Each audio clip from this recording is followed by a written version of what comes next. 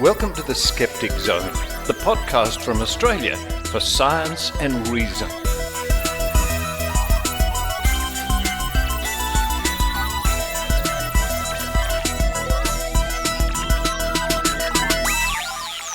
Yes, it's the Skeptic Zone podcast, episode number 592 for the 16th of February 2020. Richard Saunders here with you from Sydney, Australia. And what a week it's been in Sydney, Australia. It started with flooding rains, amazing torrential downpour last week, flooding everything, water everywhere. Quite a change from all those bushfires not so long ago. And so after the last episode of the Skeptic Zone went out to the world, I was looking forward to a relaxing afternoon. Instead, I was helping to mop up stormwater from the garage. But today the sun has come out. But also, what a week it's been in Sydney, Australia for the legal system. And the past week saw the appearance at the committal hearing for Chris Dawson. And for those of you who don't know, Chris Dawson has been charged with the murder of his wife, Lynn Dawson, all the way back in 1982, a very famous case here in Australia. But I was in the courtroom when a psychic appeared in the witness box. My report on this bizarre situation coming up at the top of the show. Coming up after that, it's a new segment with a new reporter, Michelle Bijkersma from the VIII Skeptics, with her segment Logical Fallacies. This will be a continuing series of segments about logical fallacies, each week looking at a different one. Today, it's ad hominem, and we welcome Michelle Bijkersma to the Skeptic Zone. Oh, I wonder if you know what you've gotten yourself in for, Michelle. Following that, can you beat cancer and every disease naturally? Well, somehow we are very skeptical. But this comes about from a random sign stapled to a telegraph pole here in Sydney. And it's a matter of keeping your eyes open when you're out and about. You never know when you're going to come across a little bit of woo. Then to round off the show, Maynard's spooky action. More interviews from Skepticon 2019. So many interviews from Skepticon 2019. Maynard was just amazing. Maynard was just amazing. That almost rhymes, with his microphone running around getting lots of interviews. This week, he chats to journalists Carolyn Zielinski, Liam Mannix, and our very own Tim Mendham. And speaking of our very own Tim Mendham, one of the reporters here on the Skeptic Zone who normally does The Book of Tim, which is a very entertaining and informative segment, Tim has been under the weather. Not the rain, but a little bit under the weather lately. Get well soon, Tim. We want you back on the show with more of the Book of Tim. Stay tuned at the end of the show for more announcements from me. But now it's time for me to run downstairs and maybe have something I used to enjoy when I was a kid. Spaghetti on toast. Is that an international thing, or is that just Australian? I don't know.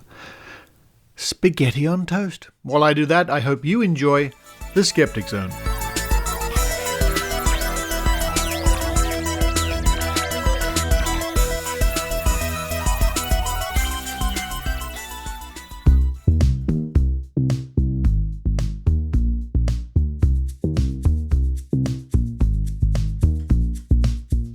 In the past week, Sydney has seen the committal trial of Christopher Dawson.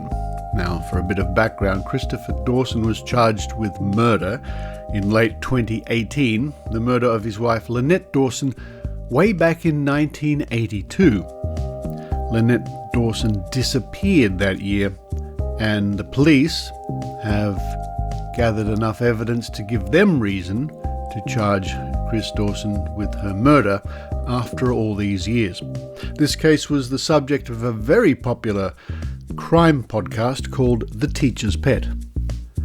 This is a many-faceted case, and from a skeptical point of view, one of the most bizarre facets of this case was the fact that way back in 2003, somebody claiming to have psychic powers was used, one might say, as part of the investigation.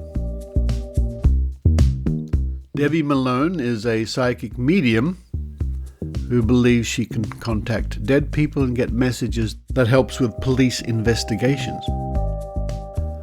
Now, I know Debbie Malone. I worked with her on the TV show The One almost 10 years ago. And since then, I've been investigating and studying the cases that she says she's worked on with police and so on. I am preparing a lengthy report for publication at a later date, probably not until at least 2021.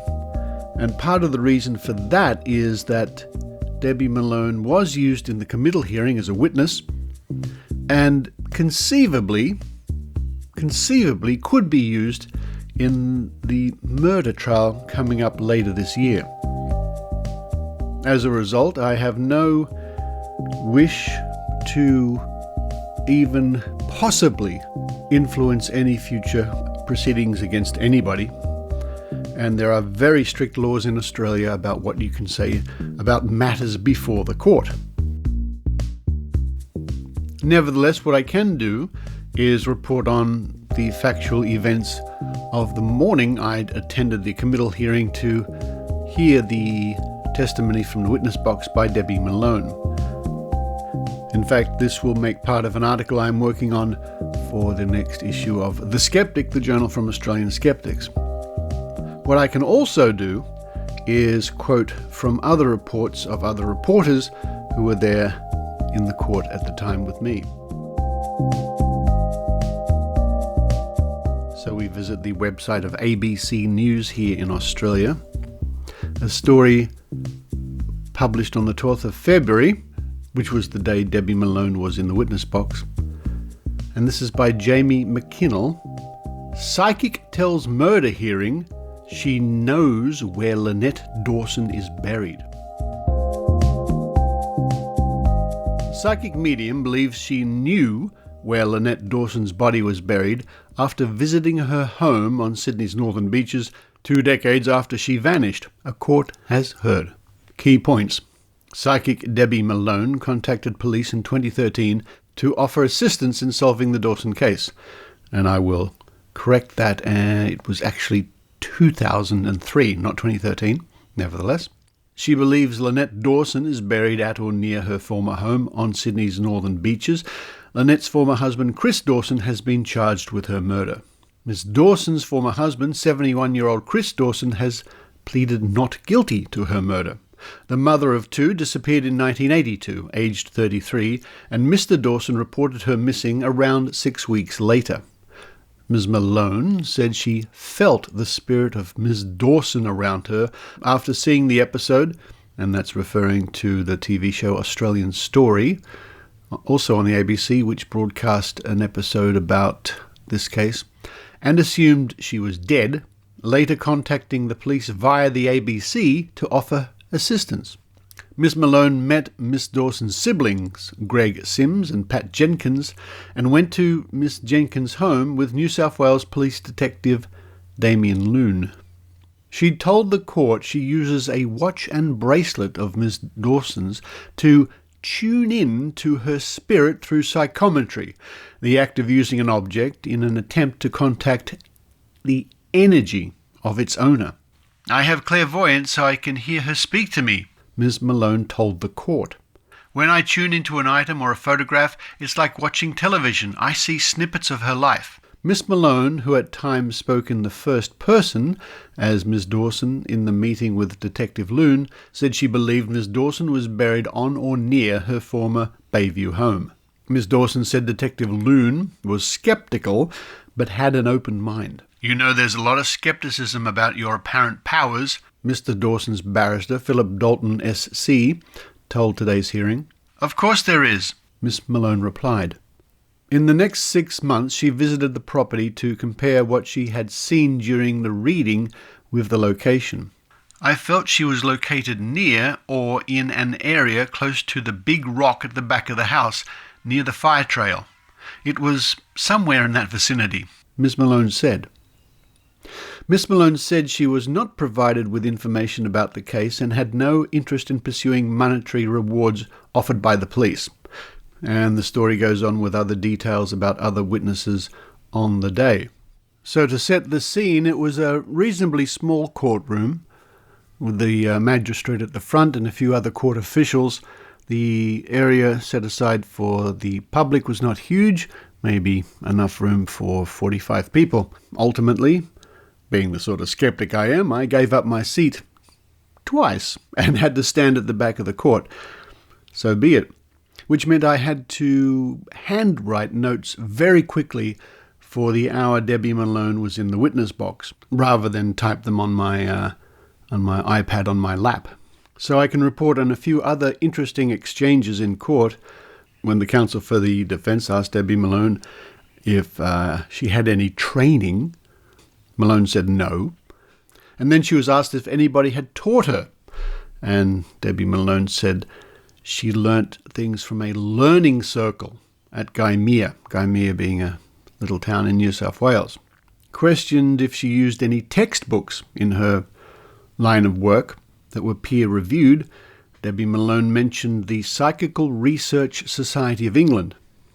Other interesting points, Debbie Malone says she sometimes undergoes hypnosis in order to aid her communications.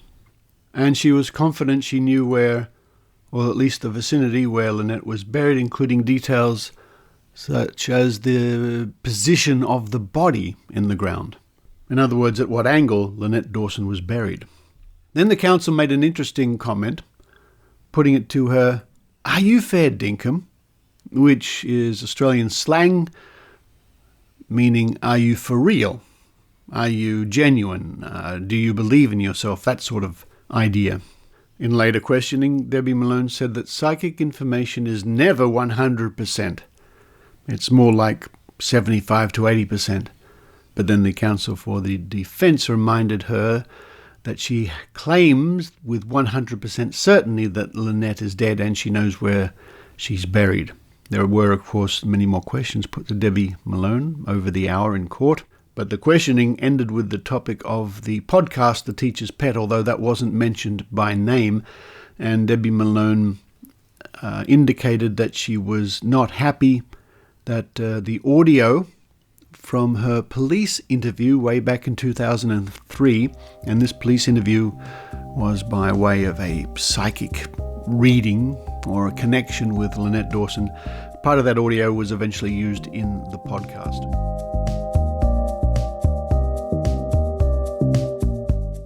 You will be able to read more what transpired in court in the next issue of The Skeptic, the journal from Australian Skeptics. You can subscribe now, and that will arrive in your inbox, in your email, as a PDF, or physically in your real letterbox.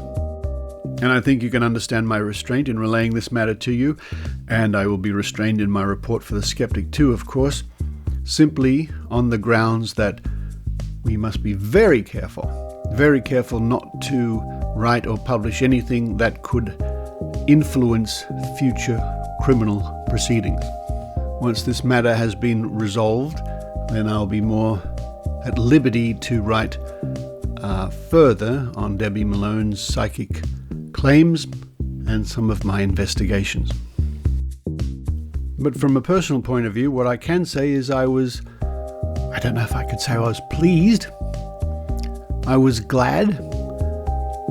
I'd have to think about that. But what I can say that I was in court the day somebody claiming psychic powers was questioned in the witness box.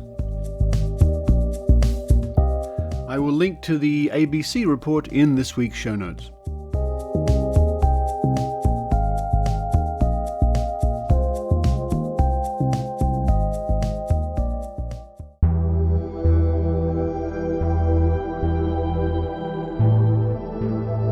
Hi there, I'm Abhijit and I host the Rationable podcast on BeRationable.com. What does rationable mean after all? Simply that we need to be rational and reasonable in our beliefs and conversations. We don't want to be trolls now, do we? Plenty of them around anyway. Every couple of weeks, I science the hell out of alternative medicines, health and nutrition fads, social media forwards, science news, and lots more.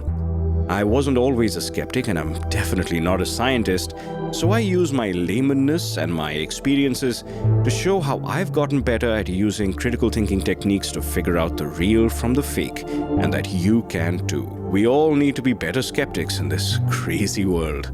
So join me, Abhijit, on the Rationable podcast, which is available on iTunes, Stitcher, Google, and pretty much any podcatcher you prefer. You can also follow me on Twitter and Instagram at BeRationable, or like my Facebook page at Rationable. On Facebook, you can also join Rationable Conversations, a group where we test our biases, leave our logical fallacies at the door, and have conversations about science, skepticism, and our beliefs. Of course, you can find all of my articles, podcast episodes, and lots more on www.berationable.com. See you there, and until then, always be rationable.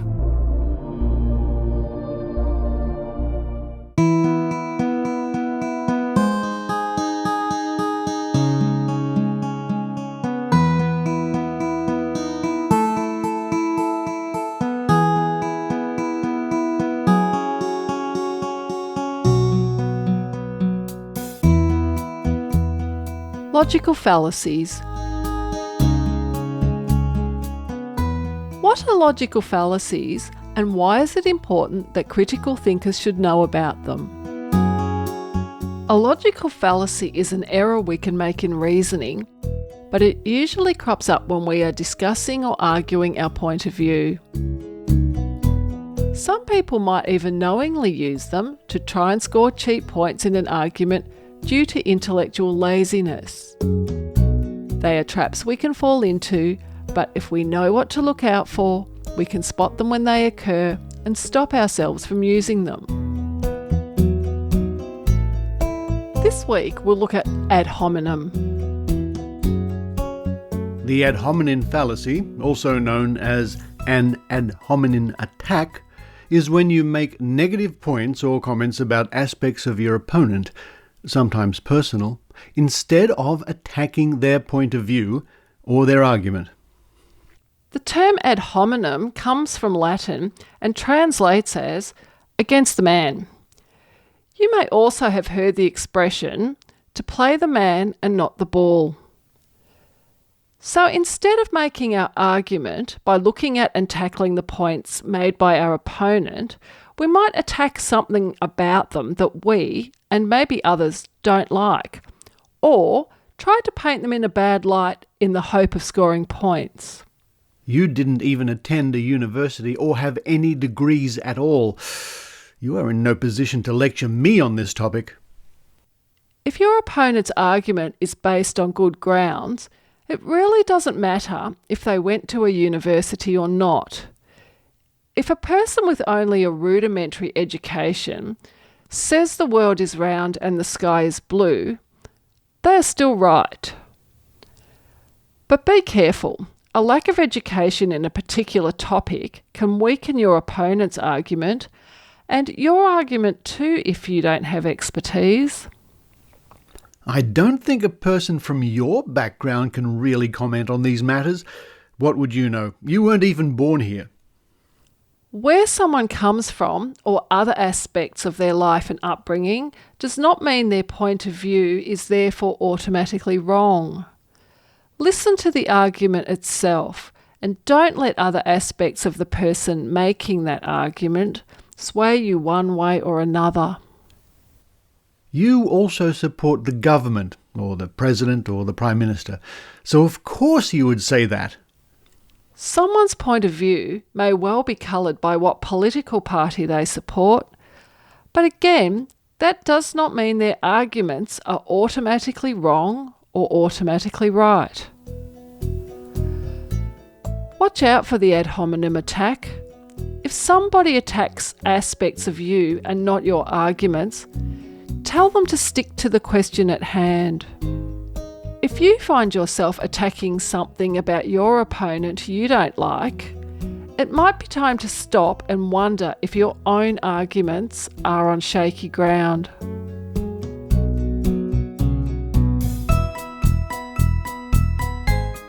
Knowing a logical fallacy when you hear one and even knowing its name, is important when arguing your point of view.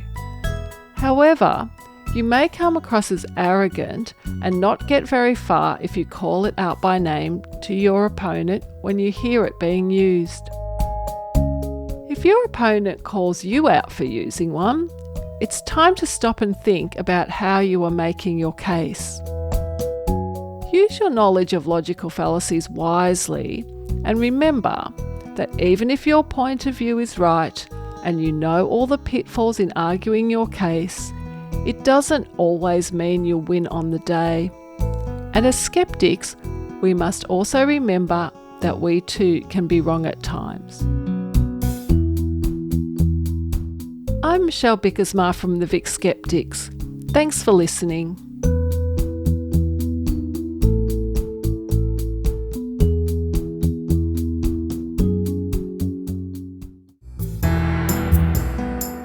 The Australian Skeptics Inc. newsletter number 91 is now available. Now, to keep up with the news from Australian skeptics, go to www.skeptics.com.au, scroll to the bottom of the page and sign up for the newsletter. And the latest newsletter brings us interesting information about coronavirus lies debunked, news on homeopathy in the UK, the legal challenge brought by the Good Thinking Society. 4 in 10 Americans believe alt-med can cure cancer. That's a disturbing story. New Jersey cops admit to using psychics. Now that's around the news at the moment, isn't it? Churches Trust reveal true cost of ghost hunters. What? Churches and graveyards damaged, but not so much by ghost hunters, who are normally a pretty mild-mannered bunch, but by those who listen to ghost hunters' assertions of hauntings, which encourage everybody from hoons to Satanists to visit the sites. Good grief.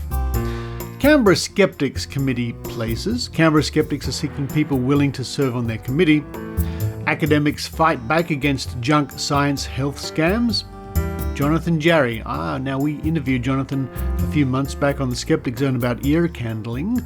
A science communicator at McGill University Office for Science and Society has created a sting video designed to lure believers into viewing what turns out to be an instruction on how to use critical thinking in social media. Okay. Decades-long rivalry of London's 2 vampire hunters. Right. How fortune-telling took hold in Australia. Quite a lot of interesting topics in the latest newsletter from Australian Skeptics, and that can come straight to your inbox if you visit www.skeptics.com.au. And now a case of, keeping your eyes open. Now, I try to keep healthy and I do what I can. Long walks, trips to the gym, that sort of thing.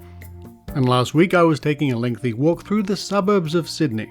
As I went through the suburb of Petersham in the inner west, a sign on an A4 sheet of paper, printed, stuck to a telegraph pole caught my eye, and this sign was laminated. It read as follows: Sick and tired of being sick and tired? If you are one of the millions of Aussies who suffer from a disease whose life has been turned upside down due to an illness, whether you or someone you love has been affected. It doesn't quite make sense as a sentence, but you get the idea. The next sentence says, the truth about beating cancer and disease naturally is a must-read book for anyone who is seeking the secrets in getting back control of your health, body and life. Discover the 5 simple steps to start taking today in order to not only reverse any disease, but will allow you to take back control of your own health and those that you love.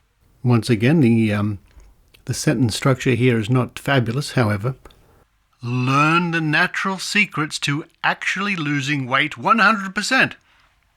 The truth of how and why you have been getting sick. why you need to start working with your body and not against it, and much more. Available in Kindle and paperback on Amazon. Buy your very own copy of Beating Cancer and Disease Naturally today. And there's a little tiny picture of the cover of the book right at the bottom of the page, Beating Cancer and Disease Naturally. And I can just make out the author is one Larry Green.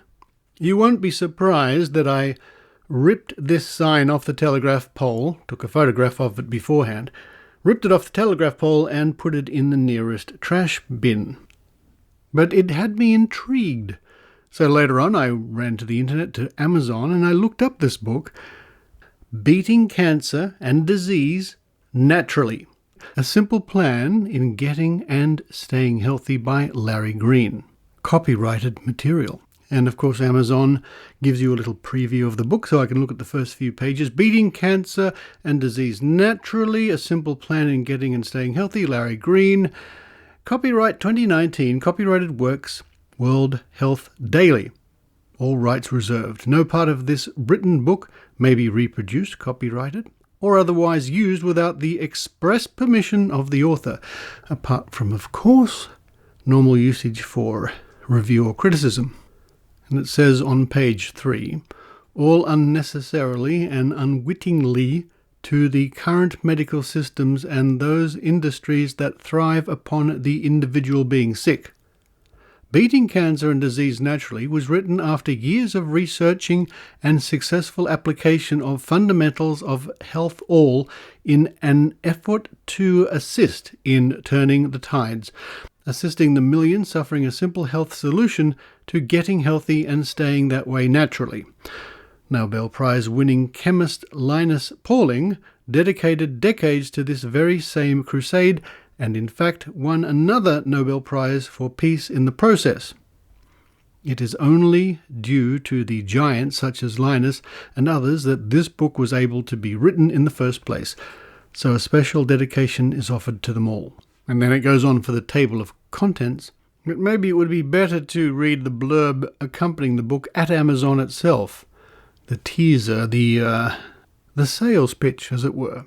Nobel Prize-winning Dr. Otto Warburg, during his research of cancer and tumour cells, came to a monumental, clear-cut conclusion that cancer and all diseases arise from a low deficiency of oxygen. Which ultimately brings about an acidic environment, perfect for any cancer or disease. After losing several close friends to cancer early in life, Larry soon found himself literally dying several years later, recently married and about to become a father. Dire circumstances all serving as Larry's catalyst in search of natural health remedies. Since then, not only is Larry living a healthy and happy life free from any disease, full stop. Next sentence. He has managed to stay that way for years now. In Beating Cancer and Disease Naturally, Larry is going to provide you with the bare-bone secrets, breaking down the 5 natural steps that anyone can take today in a simple and easy-to-follow plan, helping you in restoring your health and keeping it that way from here on out, using Dr. Warburg's research as the fundamental idea. It propelled Larry into years of trial and error. Only driven by any setbacks along the way, the amazing fact, Larry's body was healing itself, naturally. Year-long pains started to disappear. The chronic sinusitis cleared up. A skin rash that had developed as a teenager on his right foot vanished. The calcification build-up was the right wrist, plaguing Larry for years, seemed to melt away. Even a cataract started to shrink. It's amazing. No longer a concern because eventually, just like all other diseases, it too would be healthy by the body naturally. All diseases vanished away as Larry continued working with his body, not against it. After years of pain and discomfort growing up, seeing one medical professional after another, utter depression drove Larry to assume full responsibility for his health problems. From having his tonsils removed, suffering from asthma, chronic constipation, the cataract, calcification in the wrist, crazy skin rashes, athlete's foot, I shouldn't laugh, angina, leaky gut syndrome, irritable bowel syndrome, as well as the early stages of cancer symptoms and all the pain that goes with it gone. Larry was able to cure them all, naturally. Discover the one that's not a very good term, isn't it? Discover the one dead easy action to start reversing your disease today, no matter what it is. At last, to be able to lose all the weight you want to, regardless of what diet you are on. Know with absolute certainty, no matter the disease symptoms presented, just how sick you are. More importantly, the immediate steps to take to reverse it. Amaze your friends and family by not just starting to look younger, but feel and acted as well. Disease-free. Learn the one true fact that, so far, has prevented you from achieving your health goals, and it is not all about diet. Written for the everyday person, Larry distills the health knowledge that he knows will work on anyone suffering from cancer or any other signs of disease, curing and restoring your health naturally. All the hard work has been done for you. A clear, certain path has been laid out, and all you need to do now is to make the time and effort to follow it through. Saving you the years, saving you all the wasted money, torment, pain, and frustration. Millions of people the world over scour Google every day, searching for solutions to pink eye symptoms, mono symptoms, heart attack symptoms, diabetic symptoms, along with a bunch of other diseases, all in search for help. Get some real answers, followed by some real results today. So go ahead to the checkout and order your copy of Beating Cancer and Disease Naturally today. Start your very own personal journey of truth, health, getting healthy, and staying that way. And it's still curious to me that a flyer, a poster for this book should appear randomly on a street side in Sydney, Australia. Nevertheless, I seem to remember something about this idea of cancer, starving, disease, and this sort of talk. So I did a little bit of research, ending up at McGill University website. And the website is entitled, or the page is entitled, Alkaline Nonsense. It is so seductively simple. If you want to avoid cancer, just make sure your body is alkaline. Here is the rationale. When a cell becomes cancerous, it reduces its use of oxygen and cranks up its production of acids. The conditions then allow such cells to multiply quickly. To counter this, you need to ensure that cells get an adequate supply of oxygen and the acids produced are neutralized. And a little bit later, there's a paragraph. As so often happens, promoters of nonsensical therapies seize a few filaments of scientific fact and weave these into a tangled web that ensnares the desperate and the scientifically confused. In this case, it all starts with the work of German physician Otto Warburg, who received the 1931 Nobel Prize in Medicine for his work on cellular metabolism. Warburg showed that the growth of malignant cells requires remarkably smaller amounts of oxygen than of normal cells, and that their metabolism follows an anaerobic pathway, leading to the production of lactic acid. This notion lay dormant until the 1980s, when Dr. Keith Brewer, a physicist with no medical training, used it to support his perplexing theory of how potassium and calcium control the transport of glucose and oxygen into cells, and how irritation of the cell's membranes interferes with this transport system. The result, Brewer maintained, is the Warburg effect, which lowers the cell's pH, reduces its oxygen supply, and causes changes in the DNA characteristic of cancer.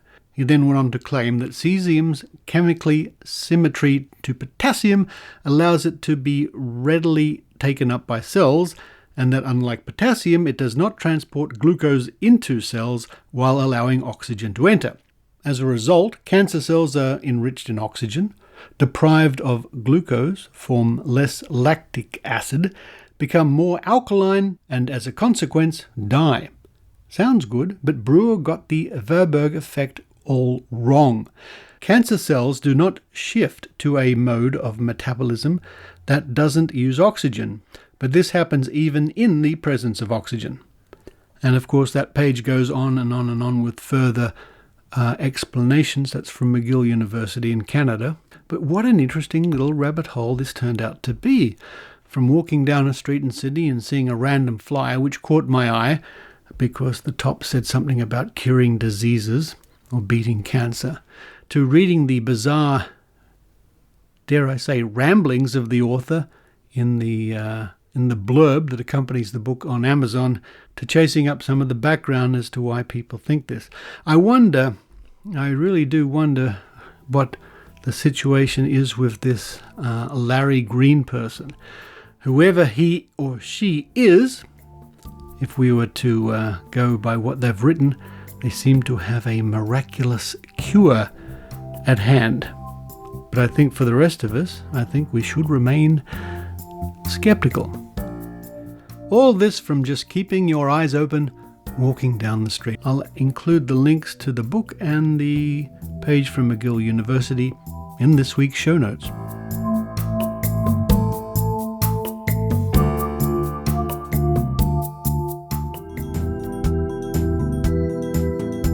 Calling all Skeptic Zone listeners.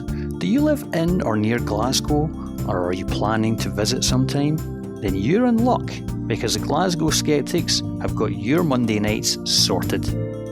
We're committed to filling up every available Monday night with talks on science and skepticism.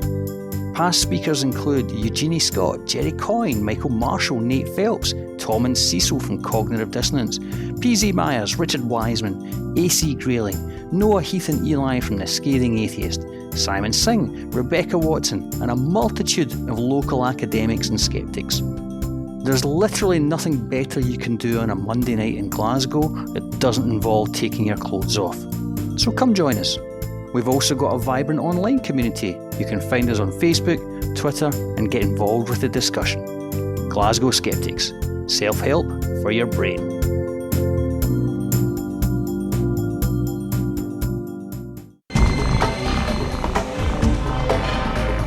Here's Maynard's spooky action at a distance.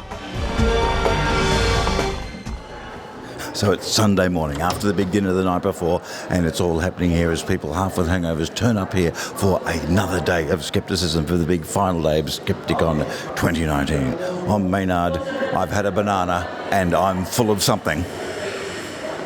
We've got a couple of people there smiling. I'll soon wipe that off their face. How are you all? Very well. Nice to meet you. Well, nice to meet you too. Who have we got? Liam Mannix from The Age. Hey. Zielinski, how are you? Oh, pretty good. Now, what have you been... You doing some writing? You've been taking some photos or working on the crossword? Not working on the crossword because I can never solve them, but we're down here to hear what everybody's skeptical about and see if there might be some stories in it. Okay. We're journalists. Right. Print journalists, I hope, because they're on the top tree. It goes from print journalist, and down the bottom you've got $2 shop spruikers. And just below that, podcast is where I am. So when you're looking for a skeptical story, obviously the skeptics are very intense, knowing them, and you've got to take away their intensity and figure out if the general public is interested in it, don't you? Yeah. You've got to be skeptical about the skeptics, you're saying. Yeah. Is there a particular angle you're maybe thinking about already? Not that I'm not going to ring another population, like the Sun, the Herald Sun. Hey, the Age has got some stuff. Maybe an anti-vax story, is that you're thinking of? Or one of the big ones? Or you're thinking of a smaller psychic, maybe horoscope kind of angle? What are you going with? Well, the psychics are fascinating, aren't they, and the horoscopes, but I'm actually a science journalist. What really fascinates me is when people are skeptical about some of the things our scientists say, because scientists are so trusted in the community, right? But there are some things that they put out there that, aren't always backed up by evidence. So I'm sort of interested in that sort of stuff. Look, there was a lot of talk last night at the dinner about science journalism, and it was a bit of a double thing. They were going, yes, there's so few of them, and then they're going, oh, but the ones that are out there, oh. So it's like, yes, they're really great. They're really great for you around, but yet they still get picky. You can't win, can you? You can't win. Yeah. And what angle are you thinking on the story, perhaps? I don't know at this point. I am mainly accompanying Liam here, but I'm a freelance journalist, house journalist. I'm a house journalist as well. Okay. House, like pump up the volume, that sort of thing. CNC Music Factory. Health journalist. Oh, right. Sorry, I was thinking music, perhaps. No, music, no. Okay, right. But I suppose I'm very sceptical of the medical establishment as it approaches gender and as it approaches the way that women and men, for instance, are evaluated or listened to by the medical system.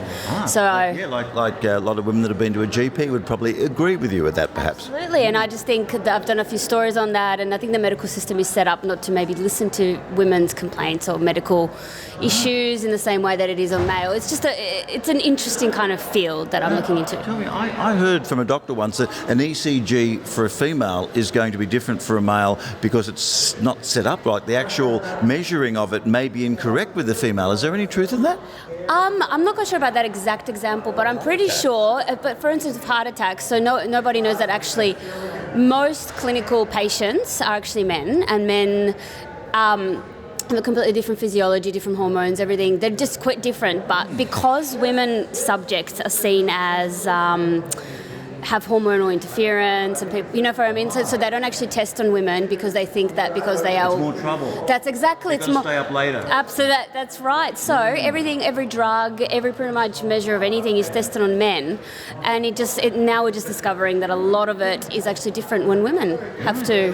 Well, look, I reckon have a word in a few of their ears down there, particularly during the coffee or the lunch breaks and that sort of thing, and you'll get a bit of an idea what they're all talking about. I've actually been asking them about dolphins, of all things, because when they had the Bent Spoon Award, I went back through the press releases from the Bent Spoon Awards going back into the 76 or so, and I noticed that pretty much when they were talking about New Age woo or the paranormal, dolphins were mentioned almost every single year up until the early 80s, and suddenly nothing since.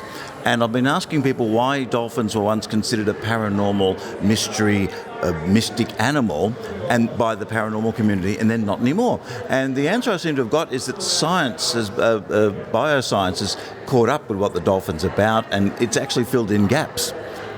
So I've had a thing about the dolphin of the gaps. So basically, people have filled in the information about the dolphin. So if anyone tries to get all mystical or paranormal about it, we go, well, no, it's because of this. What's so paranormal or mystical about a dolphin? That's what I was thinking initially. But everybody who seemed to be nominated for a Bent Spoon Award had some dolphin angle, like that they were magical or they could communicate with them or there was something about them, and then suddenly it stopped dead in the early 80s. So yes, they were seen as being just more than just an animal, almost like a cipher for something that science refuses to acknowledge. Could this be related to the airing of Flipper, the TV show, which is no longer on air anymore? It was probably getting reruns in the late 70s and early 80s, but yeah, so I asked people, whatever happened to dolphins? Everyone goes, yeah, we haven't had them as a mystical paranormal thing, so that's one of those things. And crystals seem to have lost a bit of their thing as well. There's plenty of crystal shops around, but you don't get it as much. Oh, no, there's a lot of crystals happening, especially in the influencer world now.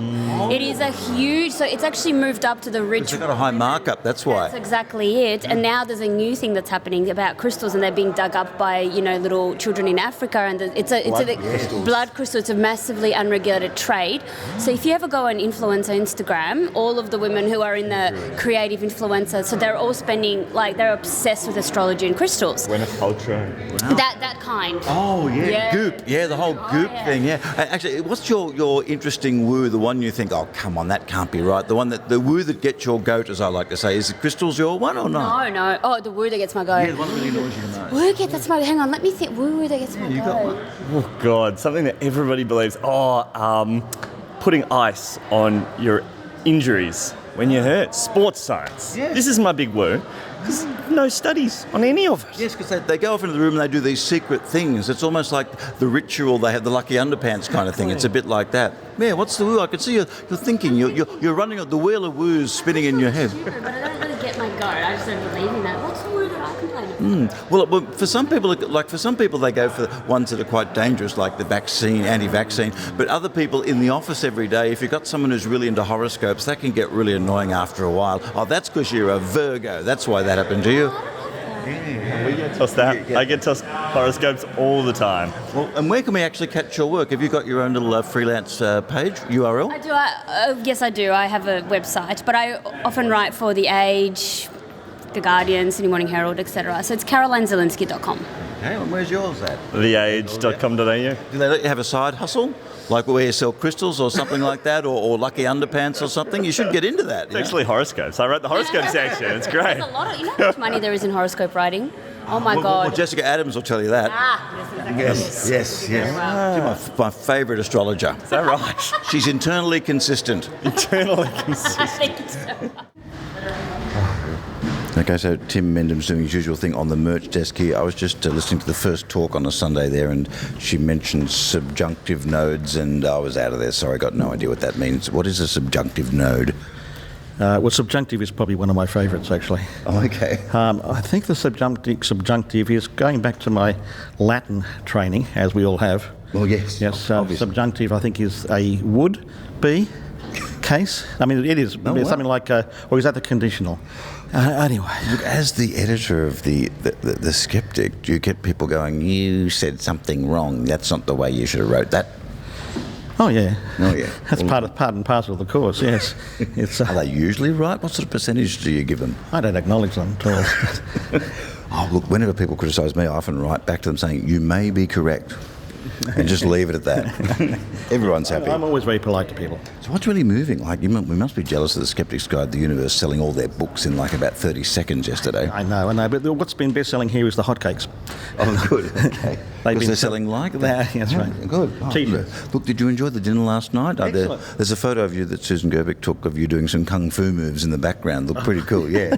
I can't recall that, but there was a lot of wine going around. No, you're racing off to the stage to get something, and the photo was taken, so you're doing this. It looks great. Excellent. I'll try and get a copy of that, yes. Look, we'll have fun here on the table today, and hopefully you'll get rid of the most of the stuff so we won't have to take it back in the mystery mobile back to Sydney. Absolutely, yeah. You can have room for me.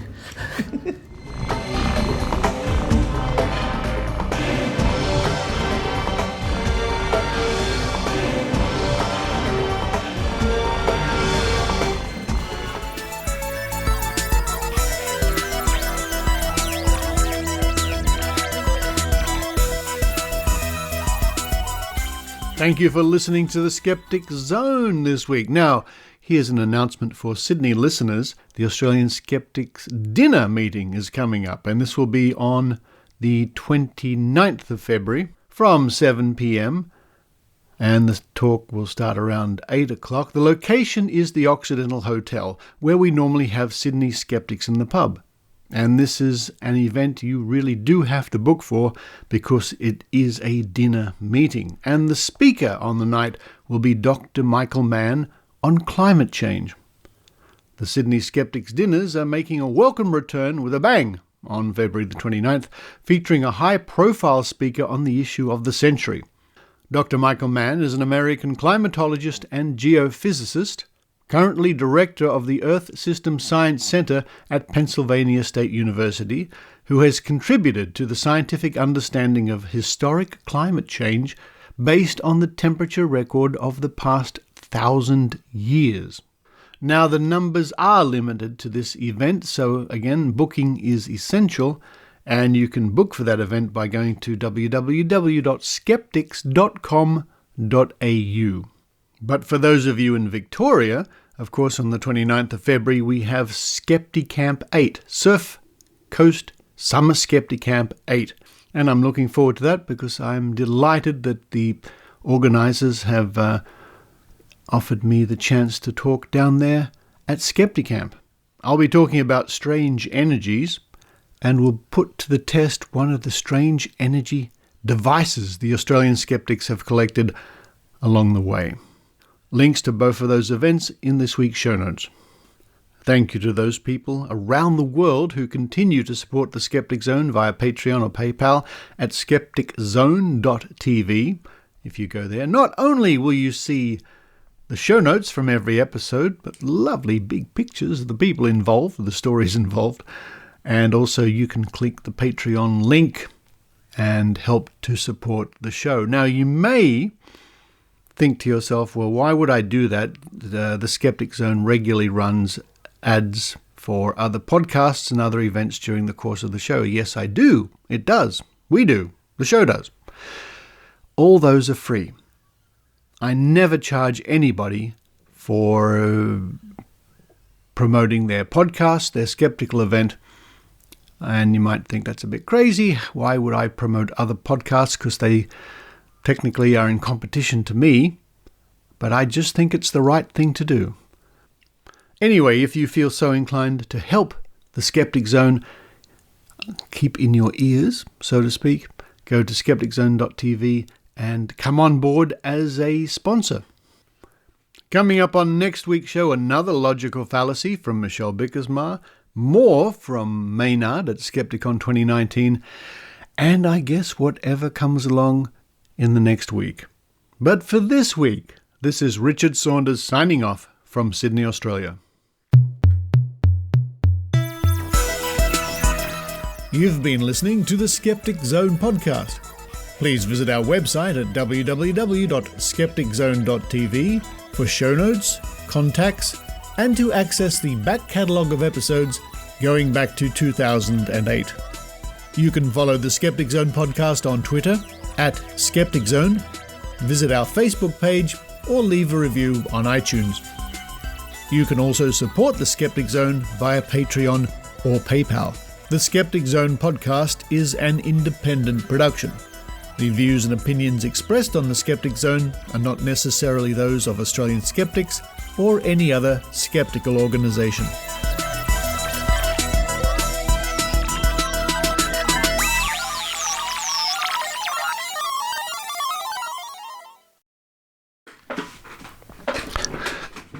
Hello, where are we? Here it is. Hello, Afterthoughts. Hello, people who listen after the music. This is where we play the dice game. This is where I roll a die. Die. It's usually 10-sided, usually. Sometimes 6. I think I once did a 30-sided. I've got quite a collection. In fact, where are they? Got a big... and they're falling everywhere. I've got a big container here full of fascinating dice I've collected over the years at various conventions like Dragon Con in the USA. So this week, let me put some back, I'm going to roll 2. I'm going to roll a 4-sided die and an 8-sided die, just for the hell of it. So, this is where you get to use your psychic prediction. This is where you get to use your dumb luck prediction, or whatever, to guess the numbers that come up. Where's my Skeptic Zone pen? All right, I'm going to write these down because I always forget. Okay, here we go. I think I'll roll the 4-sided first. So, you have the chance now to think of a number, 1, 2, 3, or 4. Here it comes. First number is number 1. Number 1.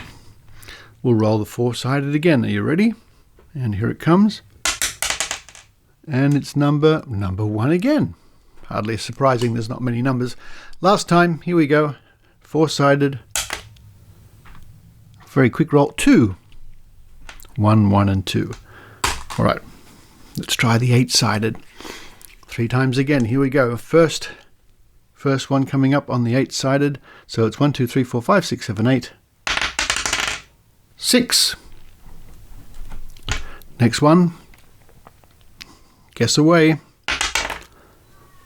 8. 6, 8. And last time, 2. All right, today's winning numbers. On the 4-sided, we had 1, 1, and 2. On the 8-sided, we had 6, 8, and 2. Make of that what you will.